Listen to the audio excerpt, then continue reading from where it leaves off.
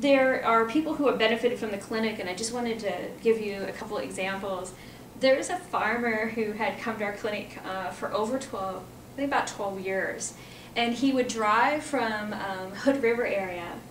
And so this was between like 65 and 75, because I remember when he first came in, he was trying to prolong how long he could work on the farm, because he was trying to, he had a new grandchild and he wanted to give the farm over to this new grandchild, and I think that grandchild was only like 10 then. So over the 12 years, then when he stopped, the little grandchild is all grown up. He's like 22. He's probably 27 now, but anyway. He wanted to work longer, and he would actually drive up once a week to our student clinic and get a massage. And he told everybody that it allowed him to work his farm, you know, an extra 10 years. And he was a great guy, really used his body hard. And it wasn't until he turned about 65 that he actually had to go out and to get something to help him with his aches and pains. He was very healthy, a great addition to our clinic, and would tell everybody about it. We had a guy, I've done like 2,500 new student interviews, so we had this fellow who was a very closed-minded massage student who wanted to just work on a sports team and was actually kind of pre-hired, so all he had to do was get out of school. And he was just like, I only need what I need from your school.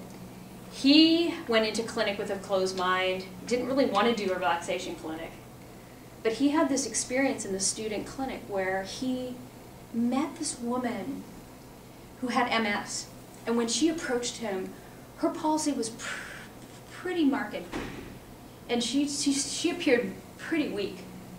And he did the massage that he was taught to do with what we call the fragile communities, and you know, he did everything right.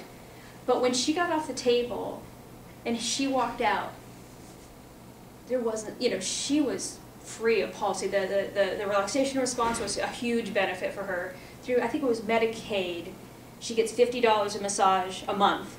So she gets 2 massages in the student clinic, so about 25. And so I think what his thing was is he felt sports massage was a very epitome of results-oriented massage. But this woman and his experience of watching her leave the clinic, her shoulders were back, her face was, you know, up.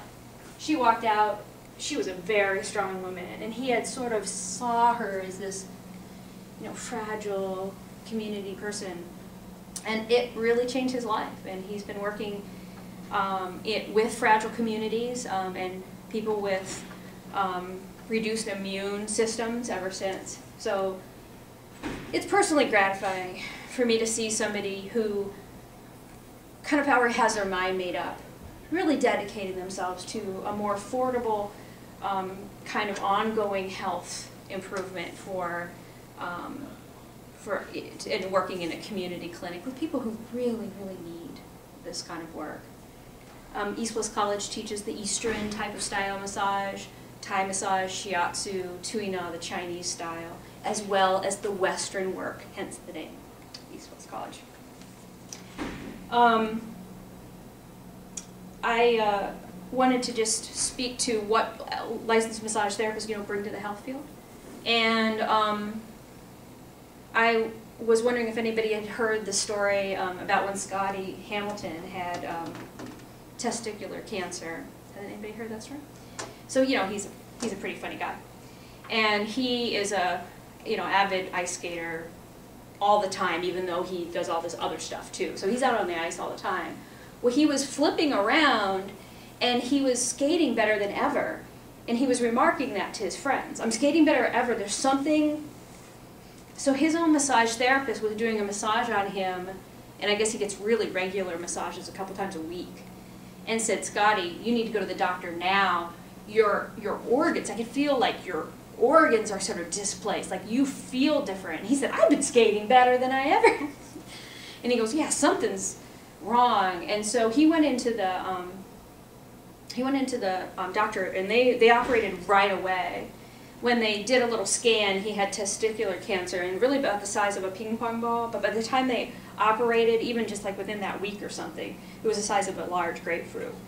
So just that amount of weight of having a tumor in his pelvic floor allowed him to flip around. Anyway, he still kind of talks about it to the media, about his massage therapist and how he saved his life, because his massage therapist actually knew his body very, very well.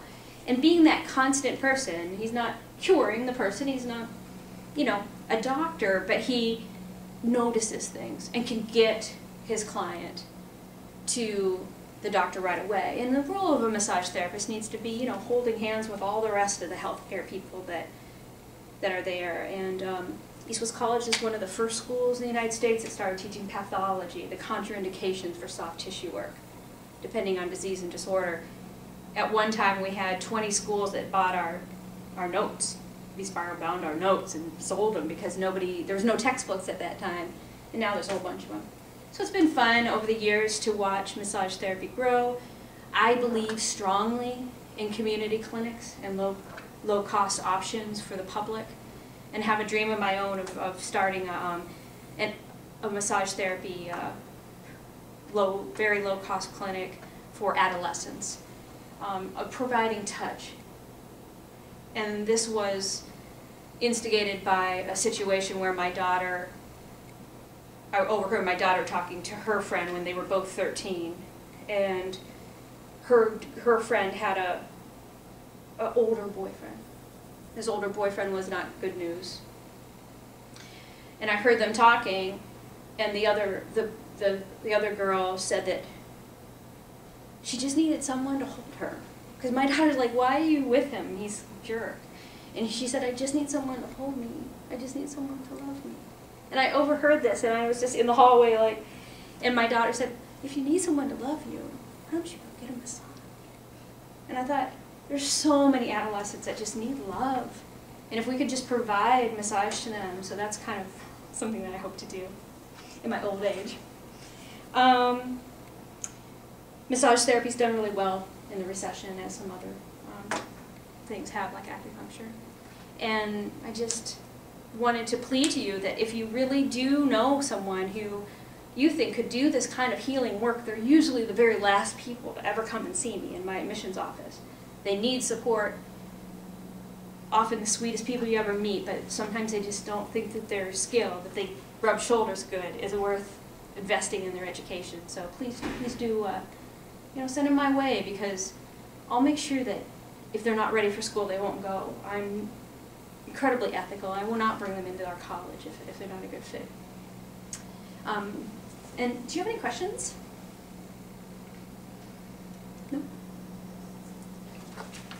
Thank you very much.